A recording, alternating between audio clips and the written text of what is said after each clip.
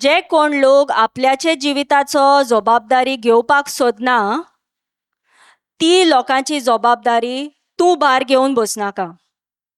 एक मातशे आदार दी. हांव म्हणना की जस्ट ब्लॉक, हांव तेश करून सांगना तुमकां.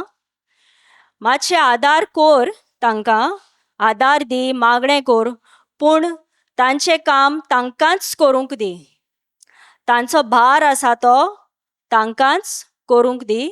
कित्याक मागीर तुजी गरज आसता तीच भार घेवंक जावपाना.